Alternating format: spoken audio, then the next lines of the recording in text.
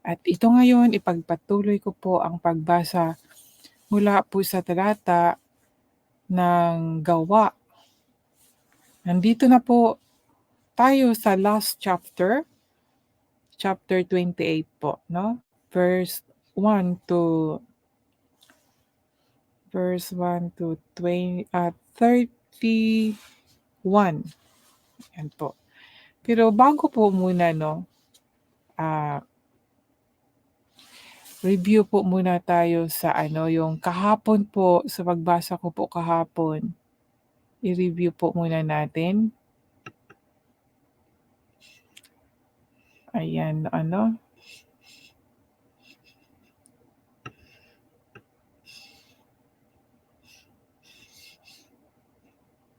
basa lang po. Review po natin dali. Kahapon po yung habang binabasa ko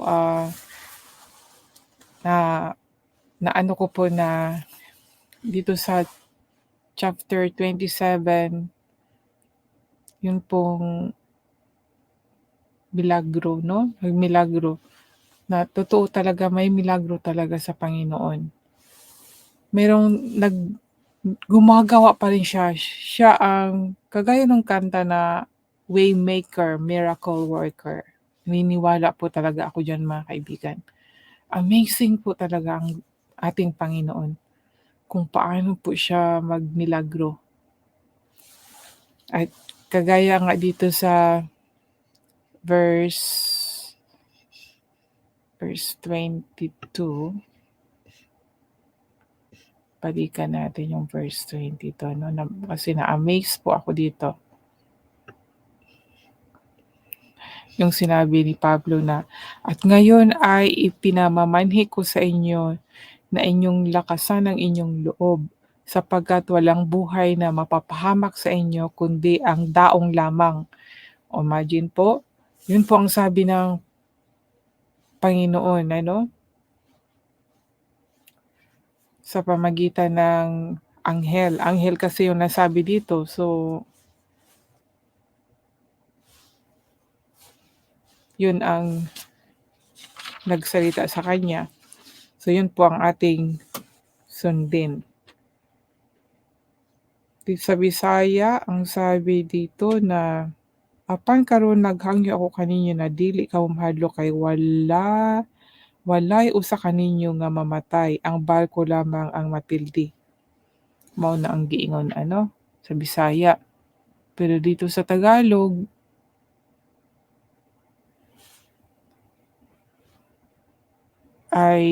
at ngayon ay ipinamamanhi ko sa inyo na inyong laksan ang inyong loob, sapagkat walang buhay na mapahamak sa inyo kundi ang daong lamang.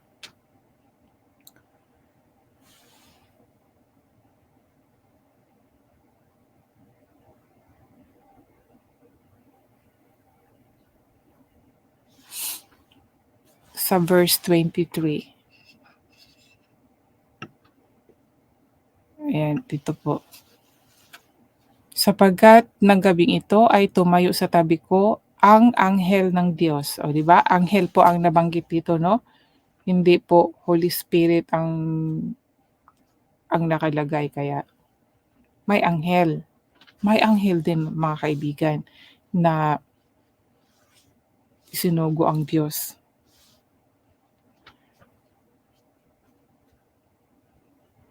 Na may-ari sa akin. Okay, sapagkat ng gabing ito ay tumayo sa tabi ko ang anghel ng Diyos na may-ari sa akin. So, ang nagmay-ari kay Pablo ay ang Diyos, at siya ko namang pinaglilingkuran. Sa Bisaya, kay kagabii ang Diyos nga maoy na nag-iya kanako ug maoy akong gisimba, nagpadalag anghel. So, anghel po ang sinabi, no? Kaya atin pong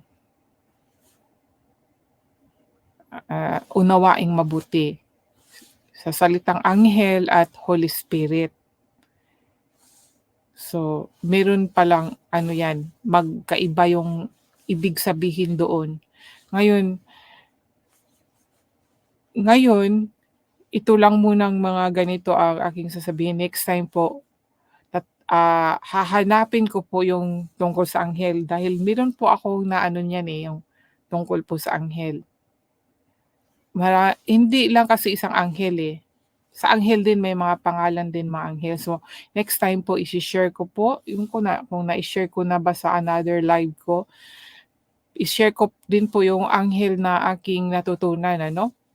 Dahil merong anghel, Michael Anghel 'di ba, then Gabriel, Raphael. So, yung mga ganyan po, pag-aralan natin yung tungkol sa anghel. Kasi yung anghel at, ang Holy Spirit ay hindi po parehas. Hindi pala yan parehas kaya yan ang ating pag-aralan mga kaibigan para hindi po tayo maligaw. Kasi ako nga noon akala ko pareha lang yan sila 'di ba?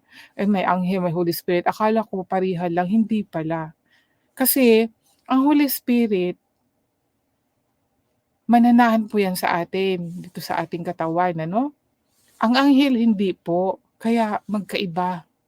Yun po yung naunawaan ko kaya ang ganda po talagang talakayin natin ang mga tungkol sa espiritu mga kaibigan para hindi po tayo maligaw, huwag po tayong matakot. Kung magkamali man, kung may mag-correct, good 'no?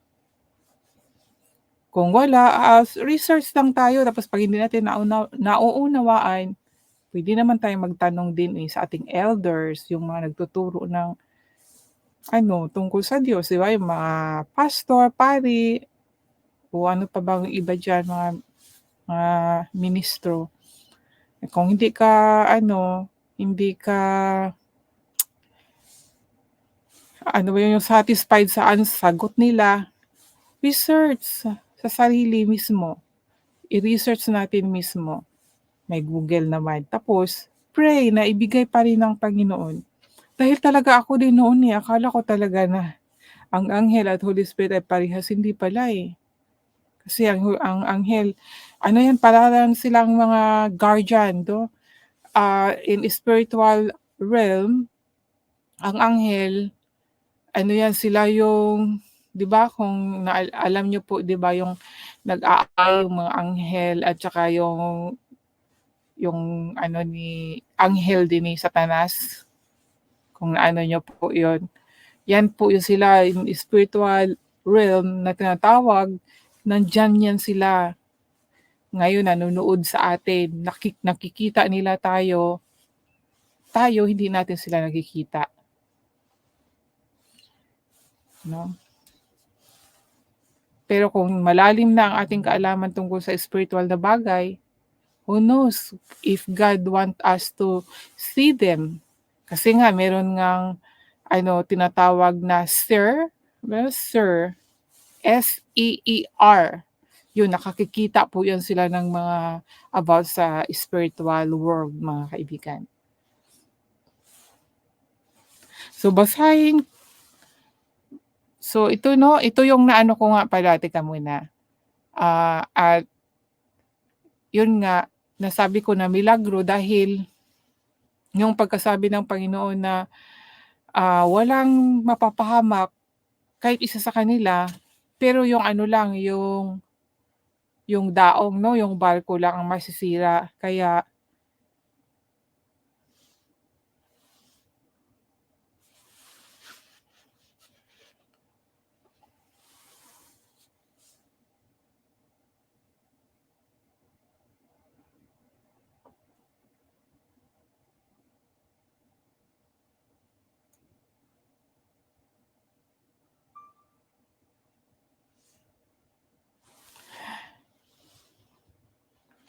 ano, kaya na-amaze po ako doon mga kaibigan, dahil nung sinabi na ang daong lang masisira, tapos yung kung paano nasira yung daong, hindi ko talaga na ano ba, na-picture kung paano siya masira ba, pero sa gano'ng paraan ano, nabunggo, tapos siyempre nasa gitna pa, hindi pa talaga sa babaw kaya yun, yung mga tao lumalangoy, yung marunong lumangoy at saka yung hindi marunong lumangoy kagaya ng mga salbabida, yung mga gano'n 'no. Kaya na-save po silang lahat at amazing po do'n dahil alang-alang po kay Pablo, na na na-save din po yung ano, yung mga ibang tao na hindi masasabi ko na hindi yun mga Kristiyano pa. So yun po mga kaibigan. Ngayon, dito na po tayo sa muna ha.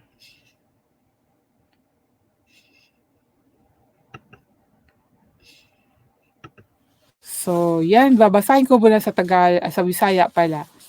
Gawa, chapter 28 ano, sa unang talata ang ingon dinhi, sa nakalingkawas na kami sa kadaot ug nakaabot na sa baybayon, nahibaluan namo nga ang pulo ginganlag Malta. So Malta yung kung dito po sa last 'di ba, sa last verse ng chapter 27 verse 44, yung 'di ba na ano na sila, ah, ang uban gipasunod niya sa mga mag-abay sa mga tabla o sa bisan gubang bahin sa barko sa ingon niini nakaabot kaming tanan. Basta mabasa nato dinhi, nalunod sila 'no, dinhi sa verse 39 hanggang 44, chapter 27. So mao na ni ang dugtong mga higala 'no, kaning naa sa 28. So ingon dinhi sa unang bersikulo na nakalingkawas na kami sa kadaot og nakaabot na sa baybayon. So naa na sila tanan sa baybayon. Nahibaluan namo nga ang pulo ginganlag Malta. So katong ilahang isla ba, pulo, isla 'no, mao to ilang na dito sila nagdagsa. Naluoy pag-ayo kanamo ang mga luma didto unya miulan ug kay tugnaw man ang panahon, nagdaob sila og abi-abihan nila kaming tanan. Unya namunit si Pablo og mga isusugnod ug sa iyang pagbutang niini sa kalayo, migula ang usa ka halas tungod sa kainit ug mibalikos sa iyang kamot. Ang mga lumad nakakita sa halas nga nagbitay sa kamot ni Pablo ug nag-ingnanay sila. Namumuno tingali kining tawhana, apan ang hustisya dili gayod motugot nga mabuhi siya bisan kun nakalingkawas na siya sa dagat. Apan giwakli ni Pablo ang halas ngadto sa kalayo ug wala gayud siya maunsa. Nagpaabot sila nga manghupong siya o mukalit pagkatumba og mamatay. Apan tapos sa kadugay-dugayng pagpaabot, nakita nila nga wala siya maunsa. Busa na usab ang ilang hunahuna ug miingon sila, usa siya ka Dios. Dili layo niadtong dapita, mao ang kayutaan ni Publio nga maoy pangulo sa isla. Giabi-abihan niya kami didto sulod sa tulo ka adlaw. Niadtong higayuna, ang amahan ni Publio naghigda kay giki naghigda kay gihilantan og gidisenterya gidisenterya. Miduaw si Pablo sa masakiton ug nagampo. Gitapion niya ang iyang kamot sa masakiton ug naayo kini. Pagkahibalo niini nangadto kang Pablo ang tanang masakiton didto sa pulo ug nangayo sila. Didto sa pulo ug nangaayo sila. Unya Gihatagan kami nila daghang mga gasa ug sa among pagikan ila pa kaming gipabalunan sa among gikinahanglan na panaw. Paglabay sa 3 ka bulan, milawig kami nga sakay sa sakayan nga gikan sa Alejandria. Ang maong sakayan nga didto sa isla sa panahon sa tigtugnaw ginganlag ang Kaluha nga Dios. Miabot kami sa siyudad sa Siracusa ug nagpabilin kami didto sulod sa 3 ka adlaw. Gikan didto milawig kami ug miabot sa siyudad sa Regio.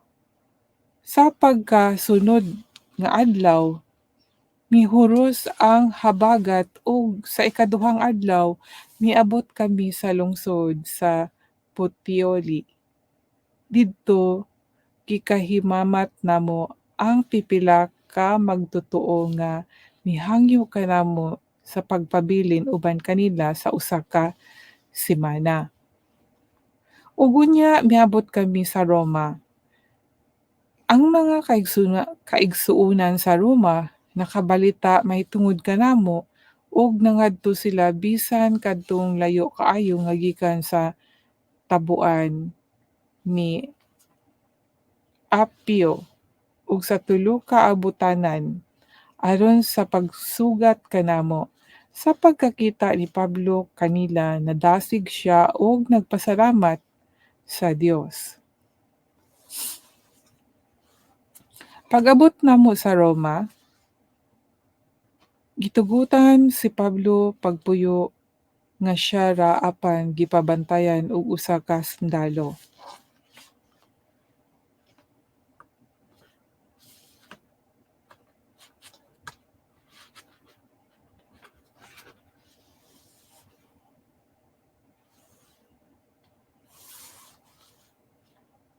Unya tapos sa 3 ka adlaw nagpatawag og tigom si Pablo sa mga kadagkuan sa mga Hudiyo didto ug sa nagtigom na sila miingon siya kanila, "Mga igsoon, bisag wala ako'y nabuhat batok sa akong katawhan o sa mga batasan nga atong nasunod gikan sa atong mga katigulangan, gibilanggo ako didto sa Jerusalem o gitugyan ngadto sa mga Romanhon.